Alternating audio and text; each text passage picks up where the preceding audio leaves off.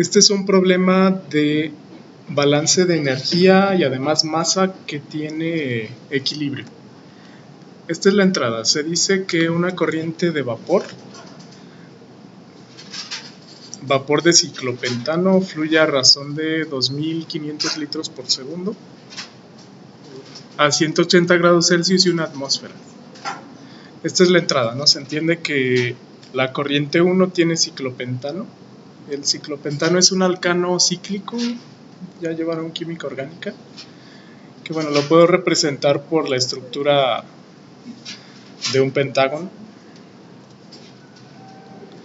Y tiene una temperatura 1 de 180 grados Celsius a una presión 1 de una atmósfera.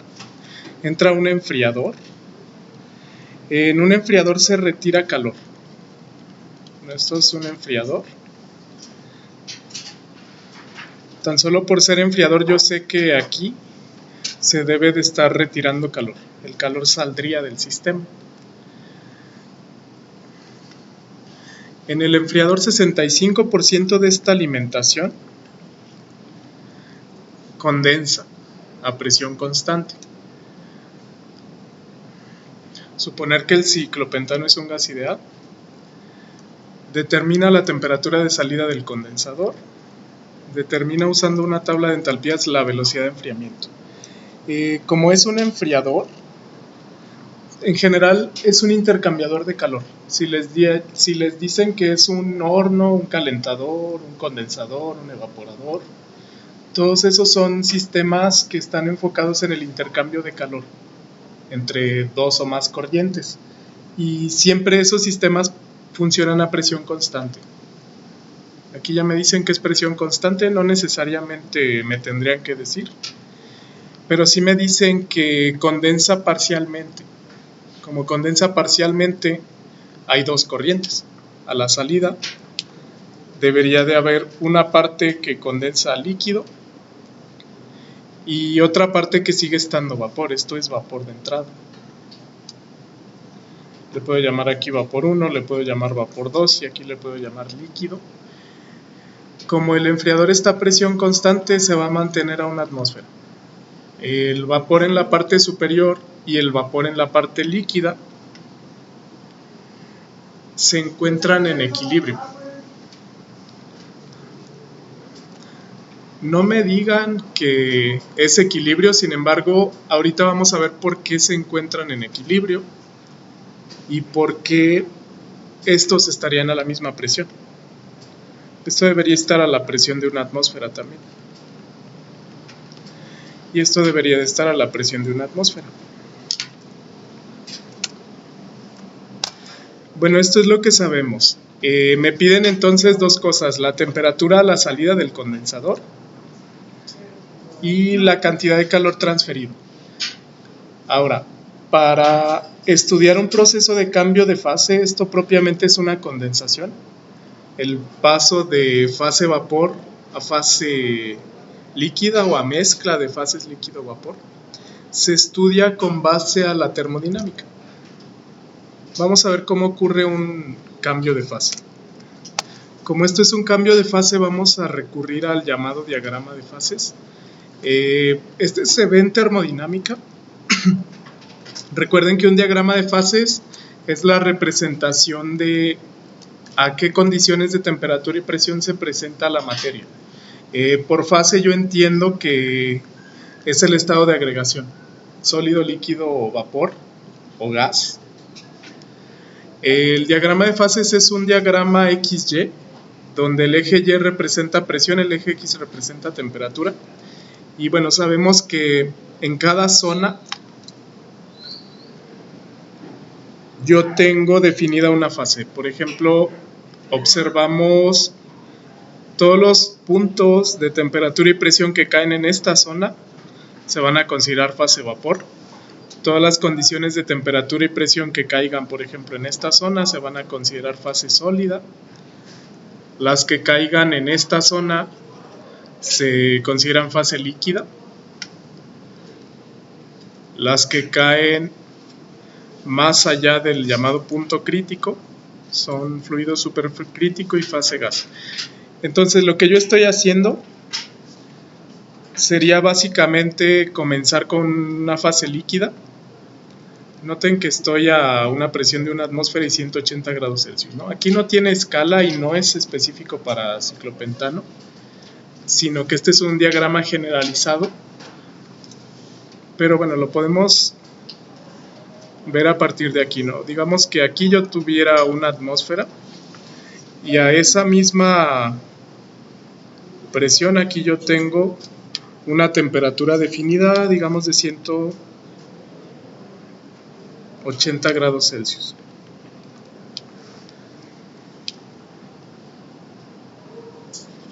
Vamos a verlo así. Voy de vapor a líquido. Lo que quiero explicar aquí es cómo ocurre el cambio de fase. La entrada la voy a poner más abajo porque es fase vapor más bien.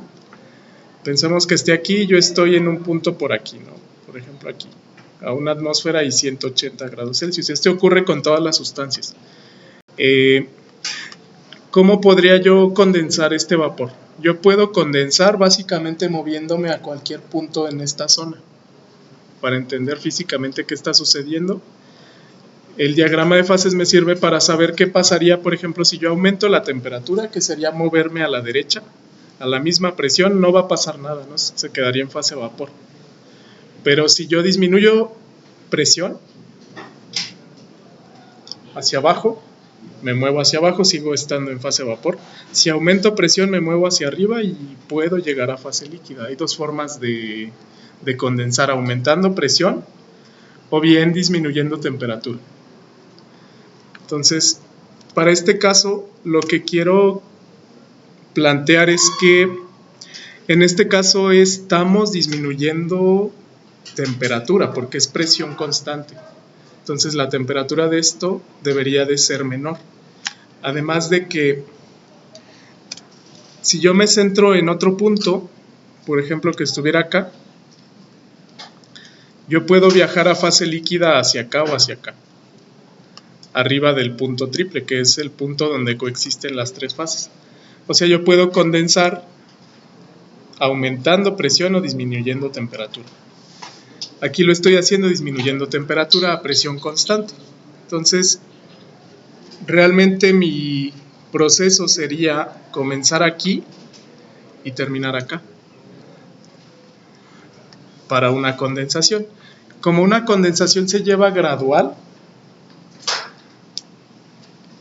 el vapor se va convirtiendo a líquido hasta cuando toca esta línea. Esta línea se llama línea de vapor saturado, que es lo que se ve en termodinámica 2. Yo aislé esos cambios en una imagen un poco más fácil de interpretar, que es esta. Bueno, esta es más fácil y está basada en el diagrama de fases, por ejemplo. Aquí yo tengo los tres estados de la materia. A ver si se alcanza a ver también arriba. Tengo sólido, tengo líquido y tengo vapor. Tengo en la escala de arriba una escala de temperatura, en la escala de abajo una de presión. ¿Cómo se interpretan los cambios de fase? Esto es importante para tanto trayectorias hipotéticas como para determinar los cambios de fase de un sistema. La línea superior representa la escala de temperatura o bien entalpía. Aquí yo tengo menor temperatura pero alta presión, generan un sólido. Temperatura intermedia pero presión intermedia, generan un líquido. Temperatura alta, acá arriba, pero presión baja, generan un vapor. Entonces lo que yo voy a hacer es usar esta imagen para explicar los cambios de fase. En nuestro cambio de fase tenemos un vapor sobrecalentado, es decir, yo comienzo acá. ¿Y cómo pasaría el cambio de fase? Si esa presión constante, yo me voy a centrar solamente en la escala superior, que es temperatura. ¿Qué pasa? Bueno, a alta temperatura y a una presión constante tengo vapor sobrecalentado. Aquí el cambio de fase se va a dar por disminución de temperatura, o sea, me voy a mover de aquí hacia atrás. Noten que esta línea vertical representa el cambio de fase. Aquí, bueno, recordamos algunos conceptos de termodinámica, como calor sensible, por ejemplo. Si yo al vapor le extraigo calor, disminuyo su temperatura, eso se llama calor sensible, porque es una cantidad de calor extraído sin que exista cambio de fase, pero sí hay cambio de temperatura. El vapor va a llegar súbitamente a sus condiciones de saturación, que son esta línea vertical. A la temperatura de saturación le corresponde abajo una presión de saturación, que en el diagrama de fases, digamos, si yo estaba aquí en vapor sobrecalentado, yo estoy aquí. Esta es la línea de líquido más vapor. Y bueno, acá sería la línea de líquido. Entonces, en esta línea azul llamada línea de saturación es donde ocurre el cambio de fase. Y mientras está cambiando la fase, coexisten las dos fases, hay líquido y hay vapor.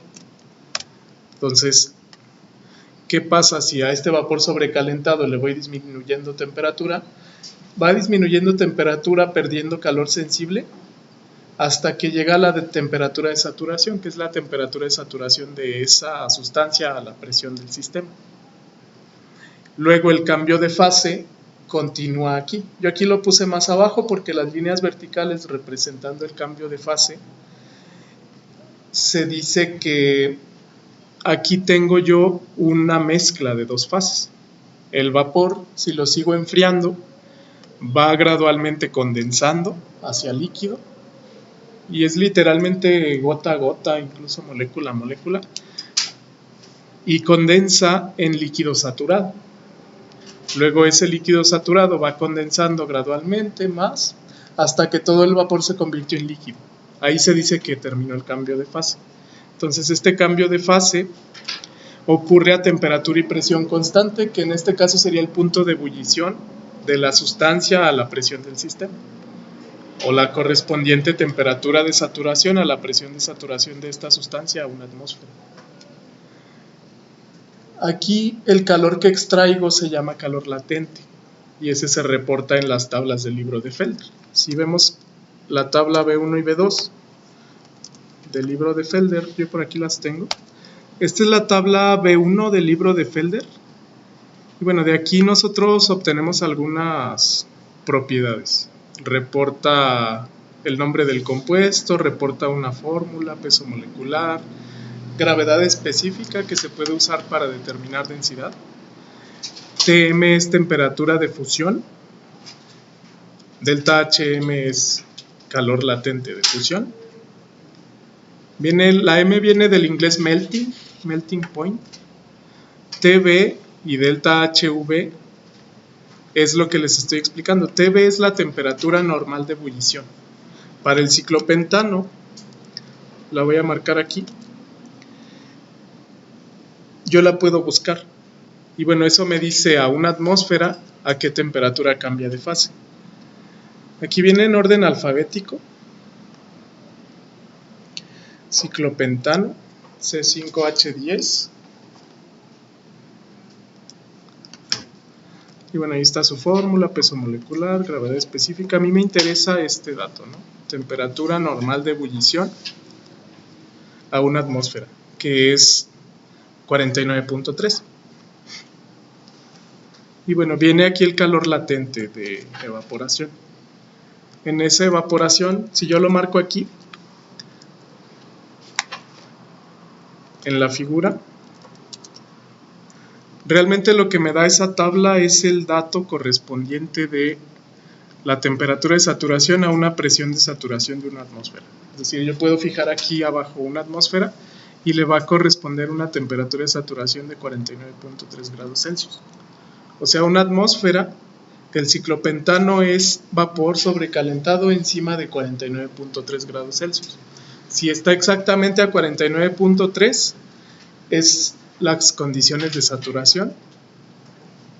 Y bueno, estaría en una de estas tres opciones. Puede ser vapor saturado completamente, líquido saturado completamente o una mezcla líquido-vapor que se encuentre cambiando de fase. Si el ciclopentano está debajo de esta temperatura, se convierte en líquido. También como dato extra, yo puedo investigar a esa misma presión de saturación de una atmósfera a qué temperatura cambia de fase líquido a fase sólido. Esa es la temperatura de fusión. y viene aquí reportada, no es menos 93. Pues el ciclopentano a menos 93.4 grados Celsius es sólido. Menos 93.4 grados Celsius. Yo no voy a trabajar en este problema, al menos en sólido líquido. Vamos a trabajar en la zona líquido-vapor. Entonces, con base a esto, noten que si yo tengo una presión de saturación, como la teoría de la termodinámica me dice que el cambio de fase ocurre solamente en estos pasos, o sea, no hay forma de que en un solo paso de vapor sobrecalentado pase a líquido comprimido, tiene que pasar forzosamente por el cambio gradual de fase a las condiciones de saturación. Yo puedo deducir que como condensó parcialmente, en el sistema me dice que, bueno, entró vapor 100%, pero condensa una parte, me dice de hecho 65% condensa. Entonces yo podría decir que estoy entre el cambio de fase. Estoy de acá, vapor saturado 100%, una parte que es 65% condensó a líquido. Entonces eso me dice como conclusión de que debería estar a 49.3 grados Celsius, ¿no? Por el cambio de fase. Realmente el primer inciso es teórico. Determinar la temperatura de salida del condensador. Como esto es un cambio de fase y se encuentra en un cambio parcial de líquido, más bien de vapor a líquido, esto está 65% se vuelve líquido. Le voy a poner 65% de B1 y 35% de B1 se vuelve vapor o se queda como vapor. Entonces, como esto está en equilibrio, el cambio de fase es ese. Entonces la temperatura es la de saturación y directamente 49.3 grados Celsius. Yo lo leí de tabla. Si lo quieren comprobar, pueden usar ecuación de Antoine. Porque la ecuación de Antoine, como el diagrama de fases, predice todos los puntos de una sustancia que caen en esta línea azul, que es la línea que separa la fase vapor de la fase líquida. Si yo tuviera menor presión, por ejemplo, bueno, aquí yo leería el correspondiente valor de temperatura de saturación. El eje Y es presión, el eje X es temperatura. Entonces, estos datos se pueden predecir. Si no tienen tabla, usen ecuación de Antoine. Porque, bueno, en este problema casualmente fue a una atmósfera, ¿no? Pero si fuera cualquier otra presión, la ecuación de Antoine les va a decir a qué temperatura de saturación está. Estoy grabando la clase de este curso, así cuando voy mencionando las partes teóricas les voy a poner sugerencias de videos donde está la ecuación de Antoine, etcétera, etcétera, para ser un poco más ágil. Bueno, esa primera parte es teórica. La siguiente parte es determinar la velocidad de enfriamiento mediante una tabla de entalpías. Ahora sí voy a requerir balance simultáneo de masa y energía. Me dicen las condiciones de entrada y me dice un flujo volumétrico. Noten que la velocidad de flujo volumétrico, le voy a poner así, velocidad de flujo volumétrico 1, es 2500 litros por segundo. Okay. Como tengo flujo volumétrico a la entrada, además de que sé que es vapor, además sé temperatura y presión, vamos a usar la ecuación de estado de gas ideal. Aquí también me sugieren que suponga que el ciclopentano es un gas ideal. Entonces vamos a hacer los balances de masa en moles por la ecuación de estado de gas ideal, y los balances de energía los vamos a hacer en unidades del sistema internacional, que sería kilojoule porque me piden en kilowatt.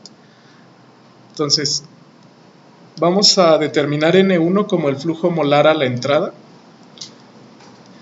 N2 es el flujo molar a la salida, que es fase vapor, y N3 le voy a llamar al flujo molar a la salida del condensador en el flujo líquido. Entonces lo primero que voy a calcular es N1 para hacer el balance de masa. Vamos a calcular N1. Como esto es un gas ideal, entonces El cálculo de N1, que sería el flujo molar de entrada, lo vamos a hacer partiendo de la ecuación de estado de gas ideal. Yo sé que presión por volumen de un gas ideal es igual al número de moles de ese gas por la constante universal R por la temperatura. Bueno, ¿están de acuerdo que esta ecuación no se altera si en ambos lados de la ecuación hago la misma operación? Voy a dividir entre tiempo este volumen y este flujo molar o estos moles, de modo tal que yo puedo escribir la ecuación de gas ideal como presión por volumen molar, por volumen, por unidad de tiempo más bien, presión por flujo volumétrico, es igual a, ahora sí, flujo molar por RT.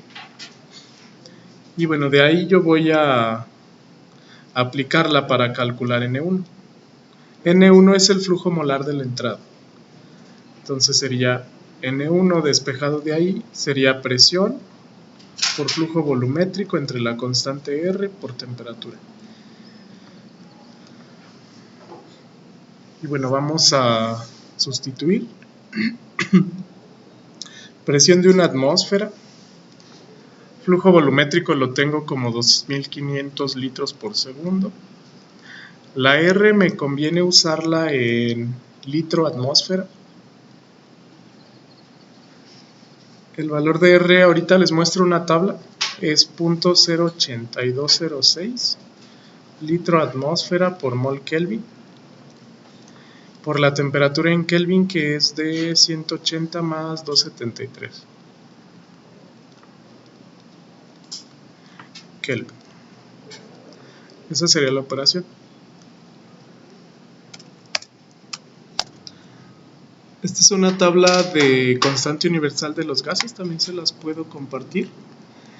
En varios sistemas de unidades. Bueno, el típico es el valor del sistema internacional, ¿no? 8.314 joules por mol Kelvin, que equivale a kilojoules por kilomol Kelvin, a pascal metro cúbico entre mol Kelvin, etc. Aquí hay varios valores de R. Recuerden que uno puede ser en energía entre cantidad de sustancia entre temperatura, o directamente entre unidades, en unidades de presión por volumen entre cantidad de sustancia temperatura. Yo aquí busqué litro atmósfera entre mol Kelvin, ¿no? 0.08206 redondeado, litro atmósfera entre mol Kelvin. Ok, bueno, su compañero obtiene 67.23. Las unidades deben ser moles entre segundo. Si hacemos el análisis dimensional, atmósfera se cancela, litro con litro, queda mol aquí, Kelvin se cancela con Kelvin. Sería la inversa de mol es mol entre el segundo, ¿no? Entonces, eso vale la entrada. Con eso ya puedo hacer el balance de masa. Vamos a continuar al balance de masa. Bueno, entonces aquí voy a rotular ese valor en el diagrama, que son 67.23. Esos son moles por segundo.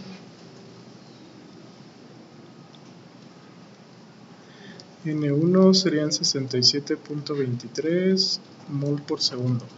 De ahí me dice que el 35% se queda en fase vapor, el 65% se queda en fase líquida. De aquí ya el balance de masa es muy sencillo. Incluso basta con eso, ¿no? Si yo quisiera hacer el balance de masa, bueno, se debe de cumplir que N1 sea N2 más N3. Estoy haciendo el balance de masa en moles. Ok.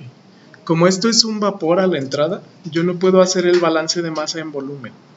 Siempre el balance de masa se cumple perfectamente en masa o en moles, pero en volumen solamente se cumple para líquidos.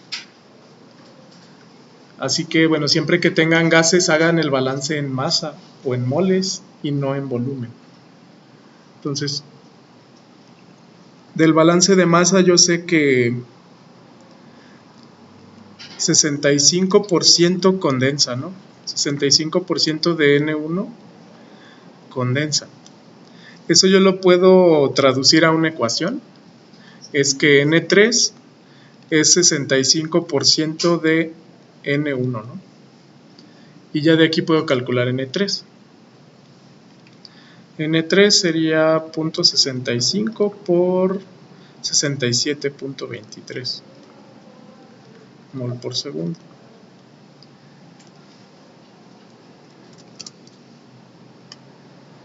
Y bueno, de ahí voy a calcular N3 y con el balance de masa puedo calcular N2.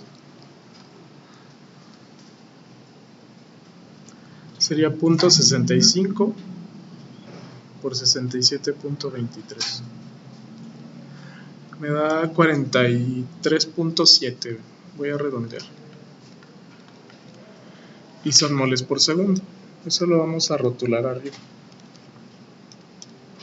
43.7 mol por segundo. Y bueno, ya del balance de masa podemos despejar N1, N2 más bien. Del balance de masa, N2 es N3 menos N1. N1 menos N3, no al revés.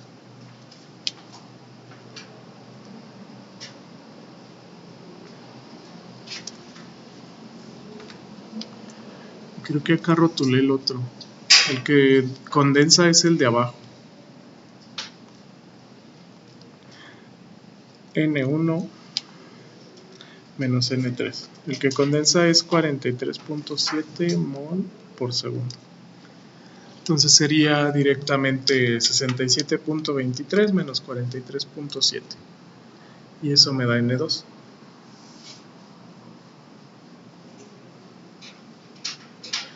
$23.53 mol por segundo. Otra forma, multipliquen N1 por 0.35 y les da N2.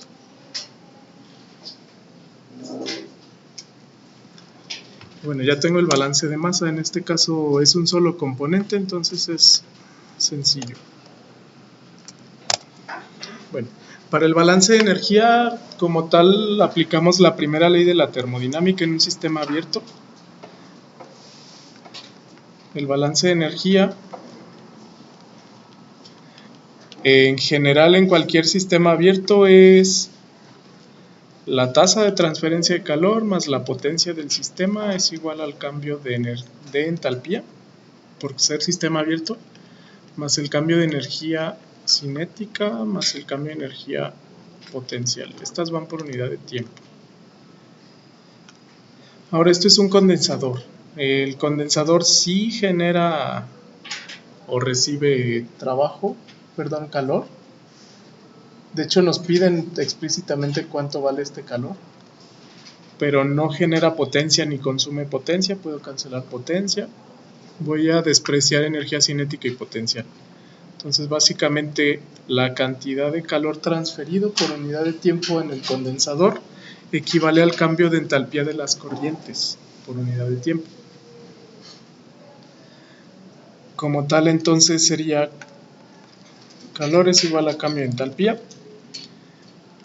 que si yo lo expando para este tipo de sistema, yo tendría flujo de calor es igual a la sumatoria, en este caso de flujos molares de salida por entalpías específicas de salida,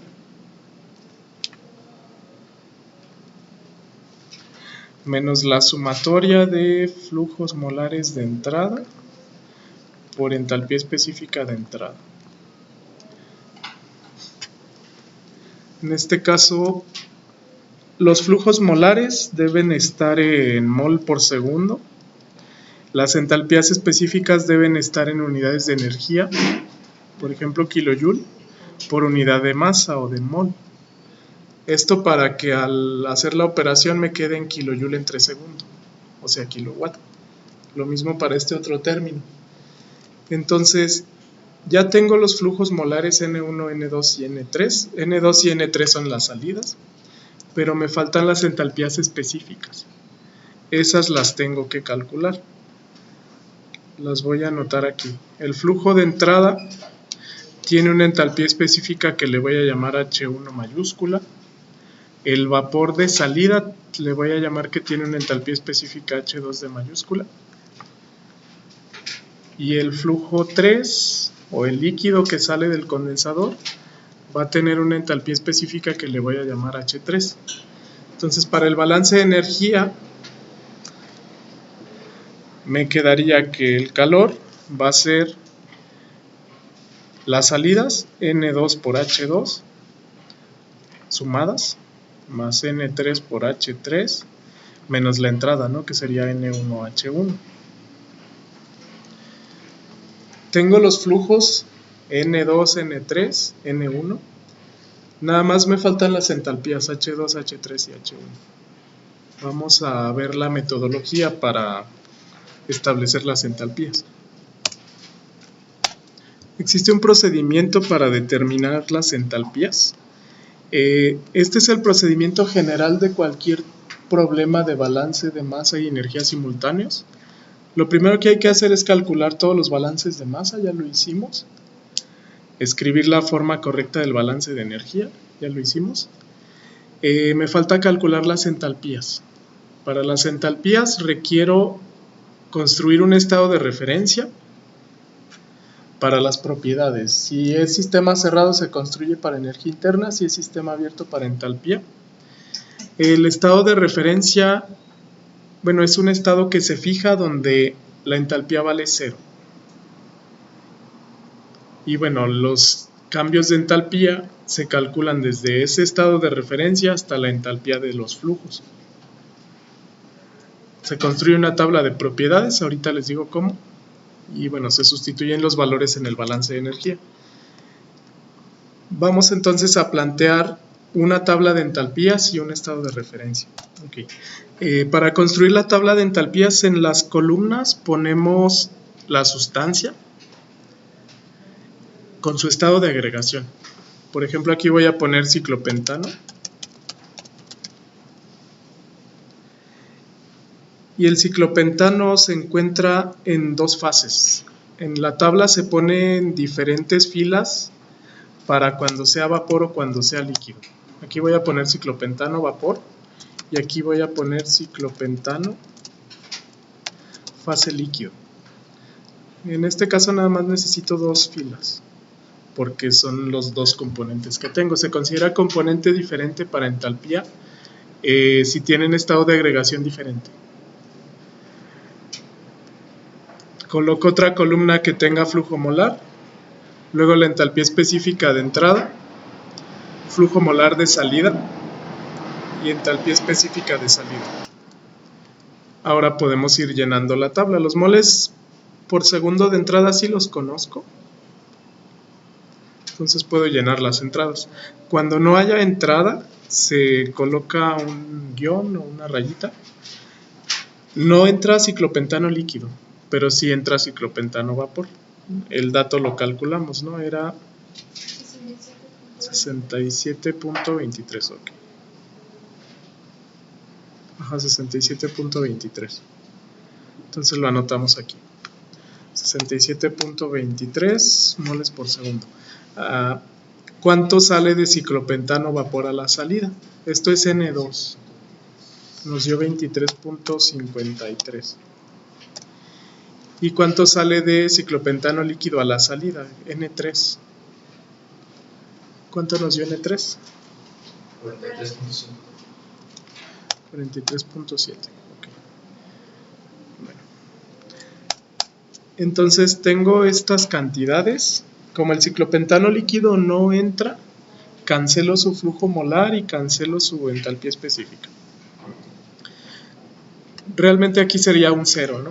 0 por cualquier valor de la entalpía sería 0. Aquí yo voy a calcular, le llamé H1.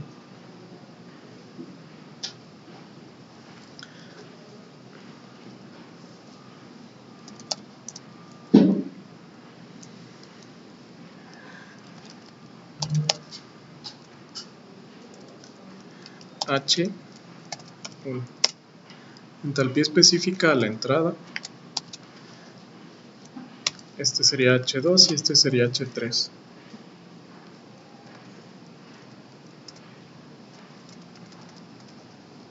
H2, H3. Bueno, entonces para calcular estas entalpías necesito un estado de referencia. Realmente para mi balance de energía, H1, H2 y H3 sí tienen un valor absoluto numérico. Sin embargo, entalpía es una función de estado. Realmente no se puede calcular un valor de entalpía absoluta, por lo que se hace es elegir un estado de referencia. Y el estado de referencia se elige definiendo una fase, una temperatura y una presión. Vamos a elegir un estado de referencia para calcular estas entalpías. Y bueno, vamos a hacer un pequeño paréntesis para ver por qué un estado de referencia se podría considerar arbitrario. Por ejemplo, yo necesito calcular, como habíamos visto, esta entalpía H1, esta entalpía H2 y esta entalpía H3. Por ejemplo, para H1 es ciclopentano, pero yo necesito definir un estado de referencia.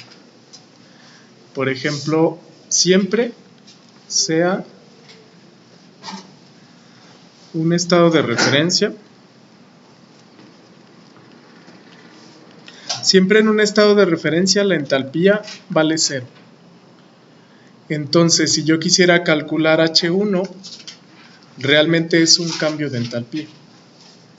Sería el cambio de entalpía desde el estado de referencia hasta el cambio de entalpía de ciclopentano a 180 Celsius y una atmósfera. Por ejemplo, realmente H1 es un cambio de entalpía. Sería H1 menos H de referencia, ¿no? Y si yo quisiera calcular, por ejemplo, H2, delta H2, sería H2 menos H de referencia. No se pone el estado de referencia H porque se define como 0. Si yo quiero calcular un delta H como delta H2 menos delta H1, la entalpía de referencia se cancela, ¿no? Entonces realmente yo la podría poner en cualquier punto. Entonces, aquí en el caso donde no hay reacción es más fácil definir un estado de referencia como las condiciones de uno de los flujos, porque en ese estado de referencia la entalpía vale 0 y hago menos cálculos. Por ejemplo, podría definir la entalpía de referencia como las condiciones de la corriente 2, por ejemplo. Si yo defino que la entalpía de referencia son las condiciones de la corriente 2, que es una atmósfera y 49.3 grados Celsius, aquí H2 vale 0. Hago menos cálculos, pero tendría que calcular H3 y H1. Vamos a poner como estado de referencia H2, las condiciones para las cuales la entalpía vale 0. Entonces, voy a definir el estado de referencia.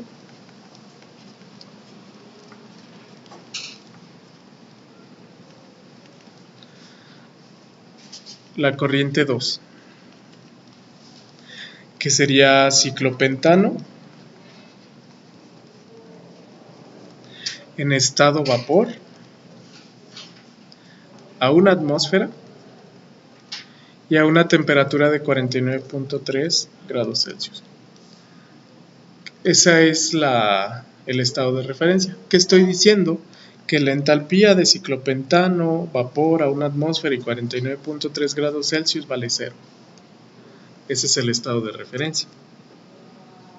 Y entonces lo que yo voy a calcular es el cambio desde este estado de referencia hasta las condiciones de entrada, por ejemplo, para calcular H1, o hacia las condiciones de la fase líquida de salida cuando yo quiera calcular H3.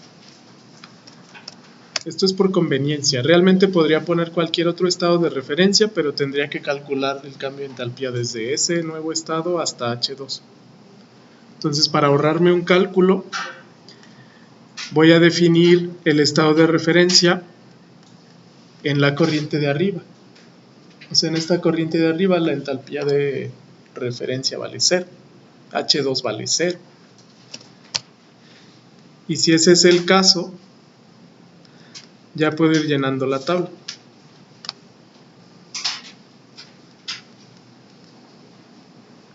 Si ese es mi estado de referencia, H2 vale 0.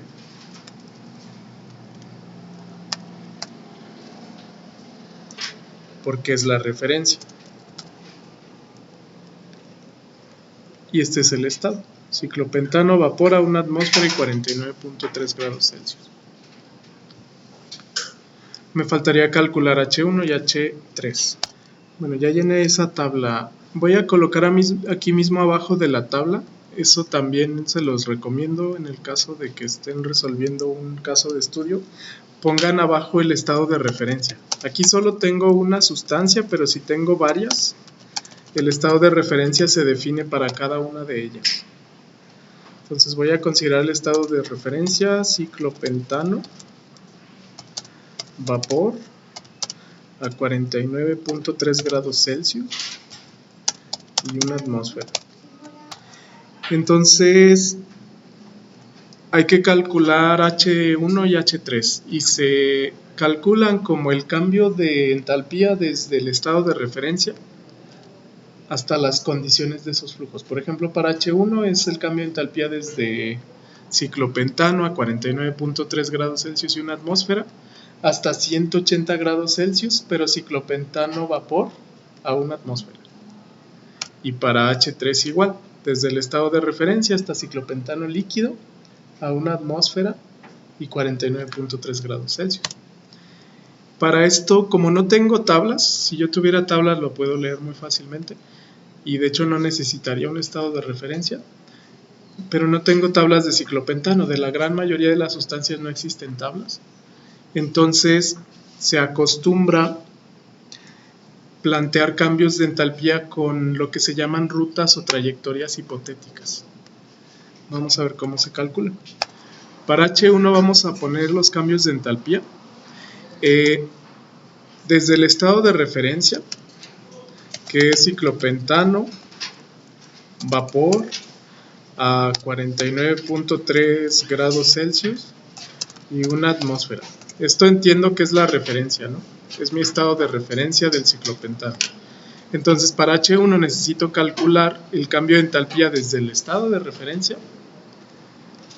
hasta el estado final del ciclopentano en la corriente 1, que es ciclopentano, vapor, pero a 180 grados Celsius, ¿no? 181 atmósfera, o sea, aquí, 181 atmósfera, desde la referencia, que casualmente es el estado 2, hasta aquí. Voy ahí. Ahora, ¿cómo sé cuándo puedo calcular fácilmente un cambio de entalpía? El cambio de entalpía está estrechamente ligado al cambio de fase. De hecho, por eso uso mucho esta imagen, porque me sirve para establecer el orden de los cambios de fase.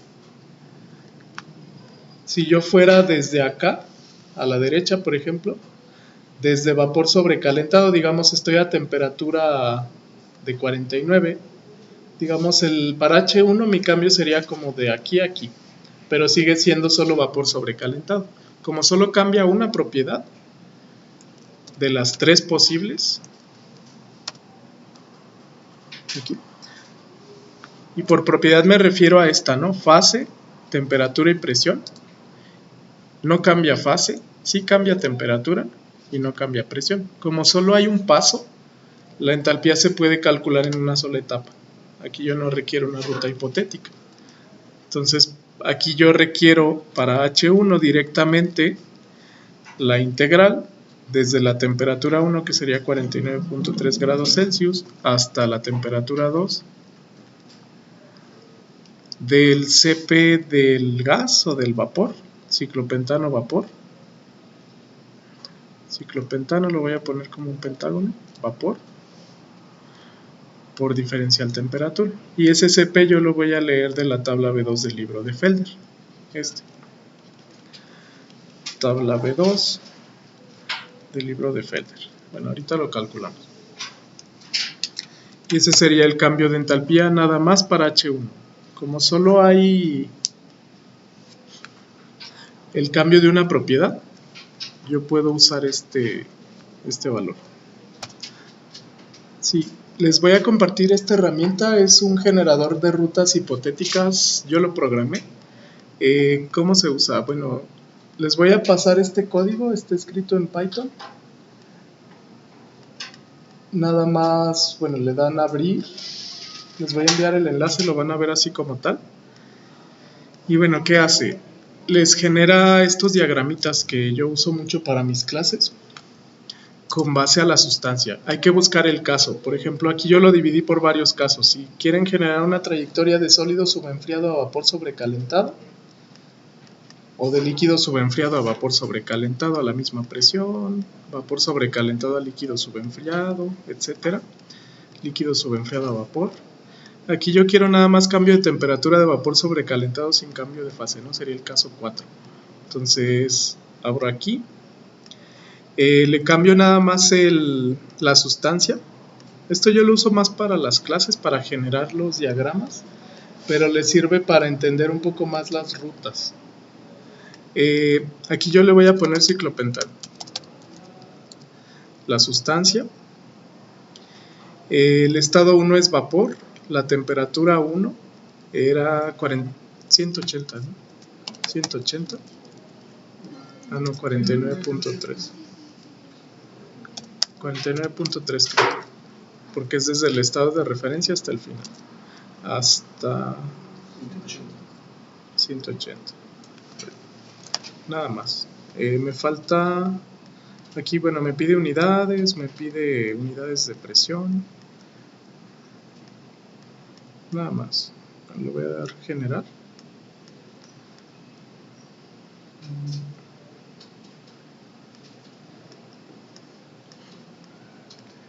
Y esta sería la ruta. Se traslapa, puse ciclopentano muy grande.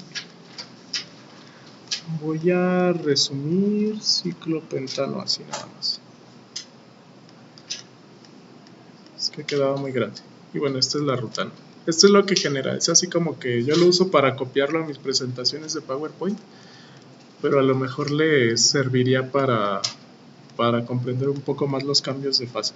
Ciclopentano vapor de 49.3 a 1 atmósfera a ciclopentano vapor a 181 atmósfera. Entonces aquí hay que calcular delta H1 como la integral de T1 a T2 de Cp de T. Nada más. Tiene más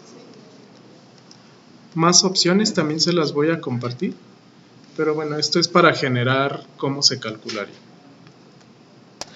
Vamos a ir a la tabla B2 para leer el CP. El CP se lee directamente de la tabla B2.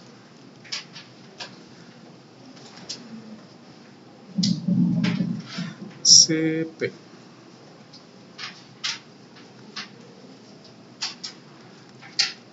Aquí está la tabla CP. Bueno, hay dos formas del polinomio CP.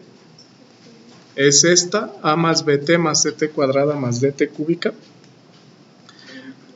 O A más BT más CT a la menos 2. Entonces busco el compuesto que es ciclopentano. Ciclopentano. Viene la fórmula, viene el peso molecular, viene el estado. Este es el estado gaseoso, estado gas. Viene la forma del polinomio. La forma del polinomio es la forma 1 en grados Celsius. Y aquí me reportan las constantes, ¿no? Sería A por 10 a la 3, B por 10 a la 5, C por 10 a la 8. Ok, bueno, esto lo voy a pasar a la presentación para irlo viendo. Entonces, de la tabla, estos serían los valores. Así como tal, yo los leería así.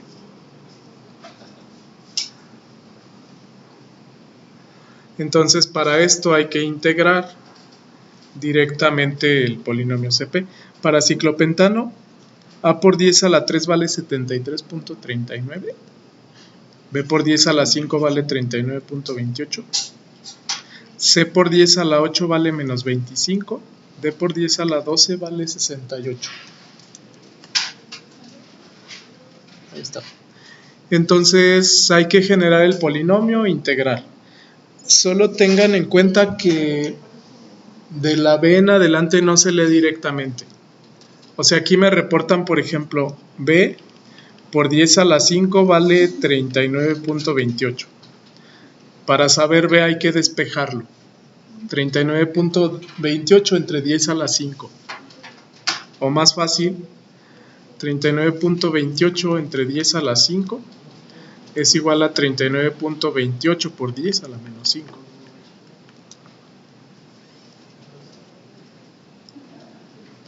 Esto es 1 por 10 a la 5. Tomen este valor numérico multiplicado por el exponente que se reporta acá, pero con signo opuesto. También para C. C vale menos 25.54, pero por 10 a la menos 8. Y D vale 68.66 por 10 a la menos 12. Ese es el polinomio que hay que integrar.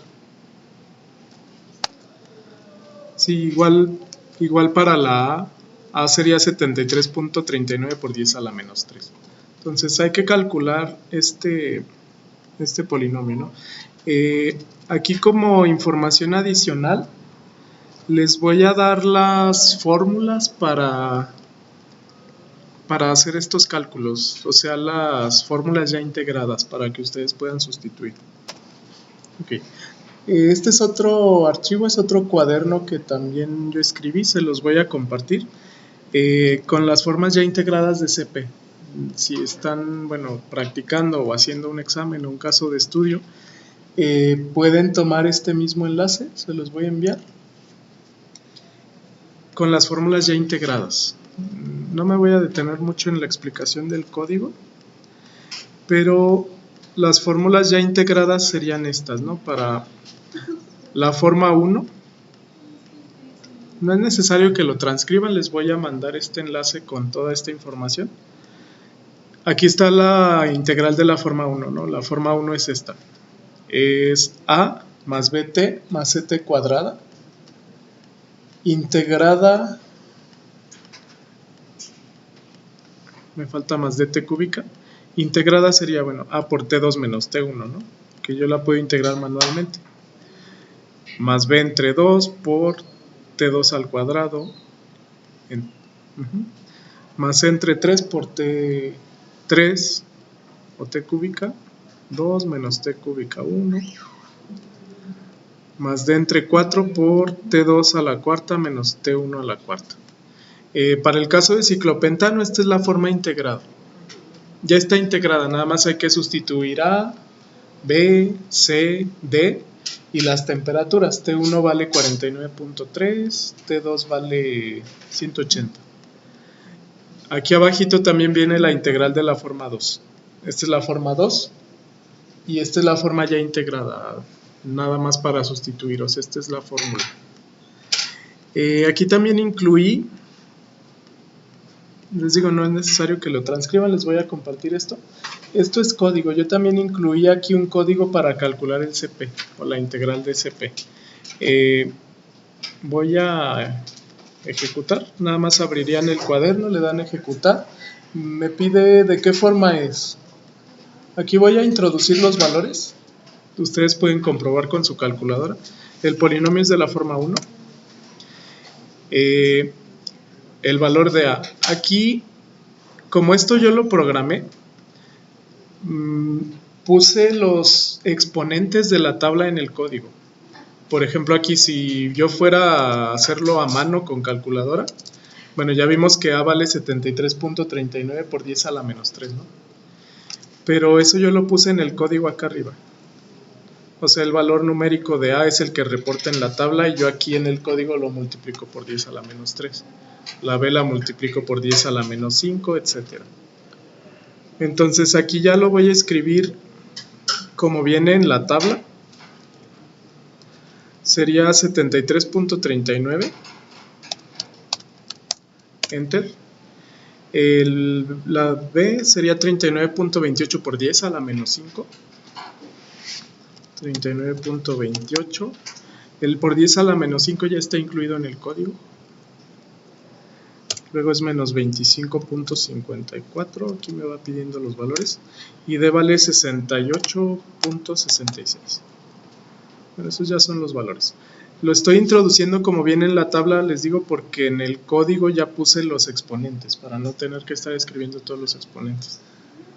Entonces nada más le voy a dar enter para que ustedes puedan comprobar. T1 va de 49.3 a 180. Y aquí está. Este es el polinomio que se introdujo. Aquí ya está el polinomio. Esta es la A, ¿no? 73.39 por 10 a la menos 3. Esta es la B, 39.28 por 10 a la menos 5. Esta es la C. Esta es la D. Y la integral desde T1 hasta T2 les da 15.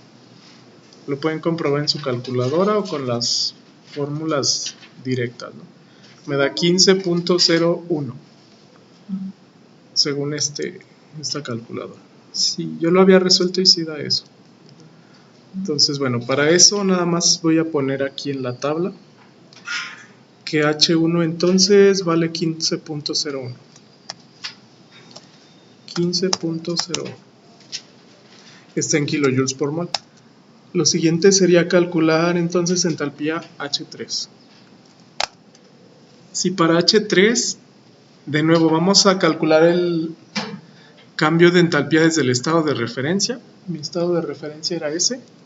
Ciclopentano, vapor a 49.3 y una atmósfera. Este no va a cambiar. Si ya lo fijaron al inicio, ahí va a ser siempre. Pero ahora lo voy a fijar para calcular el cambio de entalpía hasta llegar a la corriente 3, que es ciclopentano. Pero la corriente 3, que es esta, ahora es líquido a una atmósfera y a la temperatura de 49.3. Entonces voy a requerir más pasos. Es ciclopentano, pero ahora líquido a una presión de una atmósfera a una temperatura de 49.3. Sí, 49.3 Celsius y una atmósfera. Entonces noten que ahora para este cambio de entalpía hay varios cambios, principalmente el cambio de fase, ¿no? Vapor a líquido. Es un cambio de fase solamente. Donde estaría, si quieren saber cómo construir la ruta hipotética o cómo hay ese cambio de entalpía, yo me apoyo mucho de esta imagen. La anterior era de vapor sobrecalentado a vapor sobrecalentado, pero en esta es de líquido a vapor solamente y a las condiciones de saturación, ¿no? A una atmósfera y 49.3. Entonces realmente mi estado inicial sería vapor, que mi estado de referencia, y es saturado, ¿no? Porque a 49.3 y una atmósfera es vapor saturado, pero a una mezcla líquido-vapor o solamente a líquido saturado. Sí, este cambio de fase es gradual, entonces yo llego solamente a líquido saturado. Entonces noten que hasta ahí yo tendría que calcular solamente el cambio de fase. Entonces, como tal, de vapor a líquido, esto es una condensación. Entonces, yo estoy calculando solamente una condensación. Desde el estado de referencia, que es vapor a las condiciones de saturación, hasta el estado final, que es líquido a las mismas condiciones de saturación. Como tal, H3 solamente es el cambio de entalpía del cambio de fase, que se llama calor latente. Esto es propiamente el cambio de entalpía de condensación. Porque bueno, este es líquido, pero el inicial es vapor. Vapor hacia líquido se llama condensación. Este como tal nada más tiene un término. Entonces, la pregunta es cómo calculo esto o cómo lo puedo predecir. Lo puedo predecir directamente con la tabla B2. B1 más bien. De hecho ya lo habíamos leído, ¿no? Que es la entalpía de evaporación. Ciclopentano. ¿Dónde está el ciclopentano? Aquí. Me reportan su fórmula, me reportan peso molecular y me reportan las condiciones. La que yo voy a tomar es esta. Temperatura normal de ebullición es 49.3 y el cambio de entalpía de evaporación es 27.3. Este es el que yo estoy buscando. Sin embargo, noten que este es el de evaporación y yo requiero el de condensación. Como las condiciones son opuestas, yo puedo tomar este mismo valor con signo opuesto. ¿Por qué? Porque me reportan esto, ¿no? De la tabla B2, aquí le voy a poner. De la tabla, ¿si es B2 o es B1? B1. Me reportan que el cambio de entalpía de evaporación vale 27.3 en kilojoules por mol. Pero yo requiero el de condensación. ¿Cómo son diferentes? Bueno, recuerden que una evaporación representa el cambio de líquido hacia vapor mediante esa condensación. Esto es evaporación más bien. Mediante esa evaporación. Y siempre un cambio de entalpía es el estado final, que sería la entalpía del vapor saturado, menos el estado inicial, que sería la del líquido saturado, ¿no? Realmente me están diciendo que H del vapor saturado menos H del líquido saturado es 27.3 kilojoules por mol. Pero en una condensación esto se invierte. Yo paso de líquido hacia vapor. Entonces realmente la condensación es la inversa de la evaporación, que para mí es la entalpía del estado final, que es ahora líquido, menos la entalpía del inicial, que es vapor, o bien menos delta H de condensación, de evaporación, o bien el signo opuesto a esto, ¿no?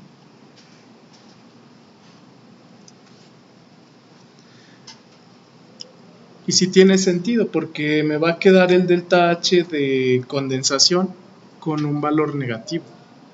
Lo estoy extrayendo del sistema. El de evaporación requiere un valor positivo porque se adiciona al sistema. Entonces, bueno, el de condensación sería menos 27.3. Y eso directamente es H3. Menos 27.3 kilojoules por mol. Ese no es. Este. Y esto leído de la tabla B1. Solo tomen en cuenta que tuvimos que cambiar el signo porque la tabla B1 reporta condensación y no evaporación. Y vamos a llenarlo en la tabla.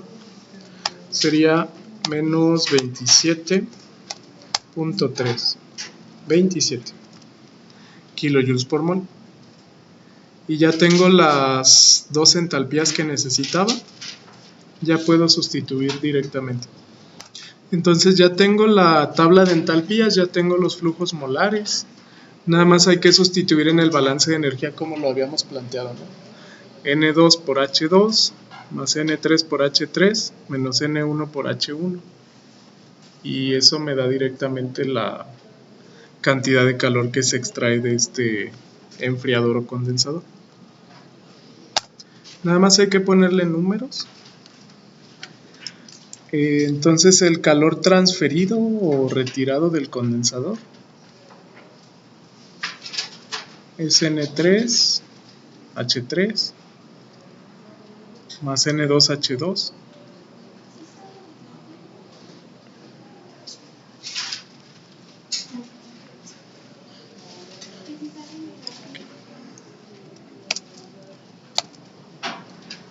N2 por H2 sería 23.53. Por 0, eso no sería necesario que lo ponga. Mol por segundo por 0. Más 43.7. Multiplicado por menos 27.3 kilojoules por mol. Esa es la suma de las salidas. No se olviden de los signos de entalpía. Menos las entradas. La entrada es 67.23 mol por segundo. Esto también era mol por segundo. Y eso multiplicado por la entalpía de entrada, que es 15.01. Y está en kilojoules por mol. Entonces el resultado debe estar en kilowatts. Si hacen la operación les debe dar negativo porque esto es un condensador y el calor sale. La convención de signos es positivo si entra, negativo si sale. Entonces directamente es menos 2200 y estaría en kilojoules por segundo o kilowatts. Ajá. Se elimina mol y me queda kilojoule entre segundo, que es lo mismo que kilowatt. Más o menos 2200.01, vamos a redondear a 2200. Entonces, para fomentar que esta mezcla líquido-vapor salga como una mezcla, más bien para fomentar que este vapor salga como una mezcla líquido-vapor, requiero esta cantidad de energía. Yo lo puedo ver también aquí en la figura, ¿no? Las propiedades fueron calculadas desde el estado de referencia hasta el estado final, y lo que yo hice fue pasar de vapor sobrecalentado hasta líquido comprimido. Si fuese una condensación completa. Si fuese una condensación parcial, llego de vapor sobrecalentado a una mezcla líquido-vapor. De modo tal que si yo extraigo una cantidad mayor a esta, puedo llegar hasta líquido comprimido. Vamos a tomar unos minutos para interpretar también los resultados. Del diagrama noten la cantidad que está entrando. Están entrando en N1 67.23. Vamos a tomarlo así. Yo tengo un condensador que tengo vapor.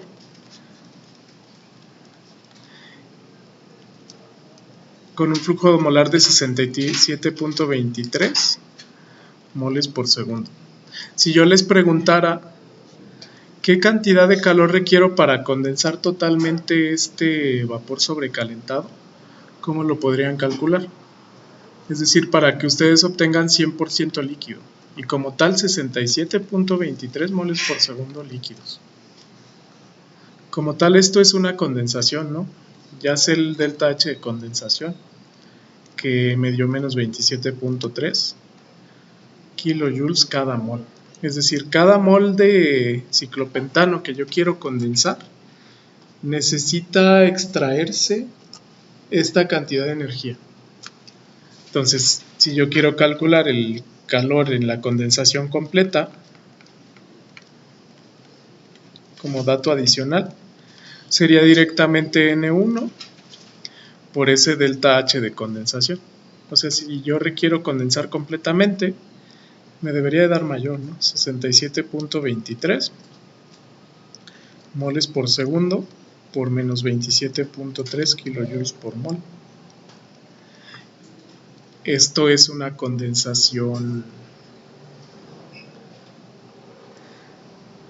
completa.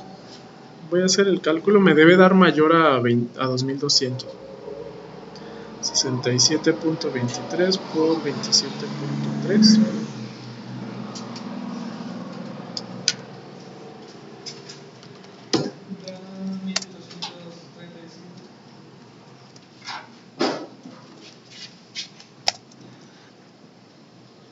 Esto nos da 1800, ¿no? Y tantos.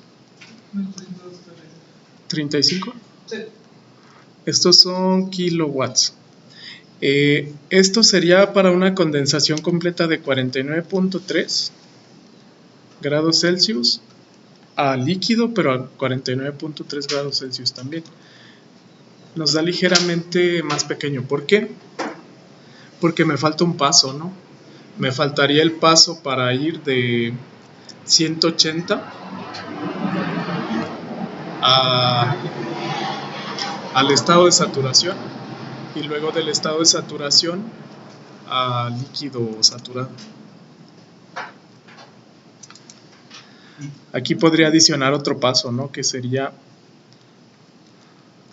vapor a 180 grados Celsius a vapor saturado y luego este vapor saturado a líquido saturado. Si yo quisiera calcular la condensación completa. Noten que esto ya lo tengo, ¿no? Ese es el valor negativo de la integral. De 180 a 49. Que de acuerdo a la tabla me dio 15. Entonces le voy a sumar aquí la integral de 180 a 49 Celsius del Cp del vapor de T. Ajá. Quería comparar la condensación completa, cuánto calor gasta. Ahora sí debe ser esto por el mismo flujo molar. 15 por 67. Y esto sí les da mayor a 2200. Ahorita hacemos el cálculo. La integral ya la tenemos de la tabla, pero con signo opuesto, ¿no? Entonces esa integral me da 1008.5 kilowatts. Sí. N1 de 67.23 por la integral que nos dio 15 kilojoules por mol. Entonces sí, si quisiera comparar, aquí quise extender un poco el análisis a comparar el hecho de tener una condensación completa. Si todo ese vapor a 180 grados Celsius yo lo quiero convertir a líquido completamente, ¿cuánto calor gastaría? Se me había faltado esta etapa, porque no entra a 49.3, sino que entra a 180. Si lo vemos con base a la figura, yo estoy aquí, ¿no? Vapor sobrecalentado, aquí donde está la manita, y yo requiero ir a líquido saturado, por ejemplo. Entonces, los pasos son, primero llevar el vapor hasta las condiciones de saturación, que sería de 181 atmósfera hasta 1 atmósfera y 49 grados Celsius. Y luego ese vapor, en el cambio de fase, condensarlo hasta líquido saturado. Por eso son dos pasos. Si quisiera llevarlo hasta líquido comprimido, necesito agregar otro paso aquí. Entonces esta figura la vamos a estar usando para estas trayectorias hipotéticas. Los que tienen fase única, como líquido comprimido, solo sólido comprimido o vapor sobrecalentado, si no hay cambio de fase se considera que el calor extraído es calor sensible. O sea, solo lo calculo como Cp delta T o la integral de Cp de T. Pero si hay cambio de fase se considera calor latente, que son las condiciones que tienen aquí en las flechas. Estas las leen de la tabla B1. Yo puedo leer también para ciclopentano, ya lo había leído, ¿no?